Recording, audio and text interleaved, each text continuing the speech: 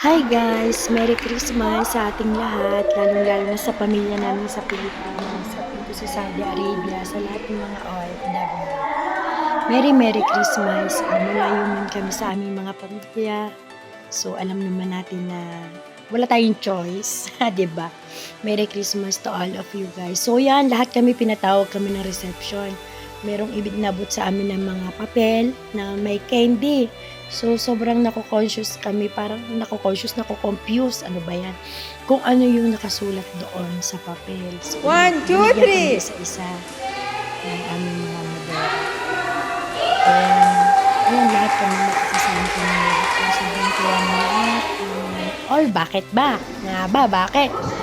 Kasi naman, ang aming salary ay in advance ng amo namin before Christmas. Paano hindi ka sasaya? 'Di ba?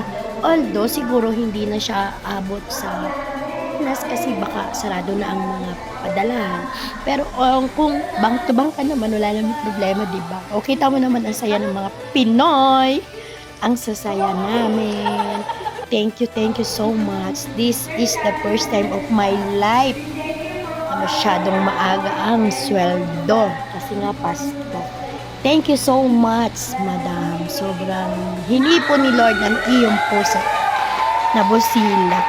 Hopefully, tuloy-tuloy yan.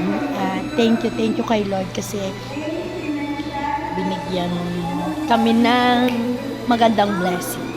At sana maraming pang blessing ang dumating sa ating lahat. Merry Christmas po sa ating lahat at sa ating buong pamilya sa Pilipinas.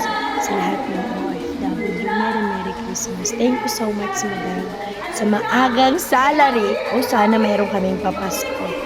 Hindi pa masyado marating pero hopefully sana meron. Sobrang masaya kami dyan kasi hindi namin ina-expect na may ganyan. So, thank you so much, Madam. Napakasalamat kami.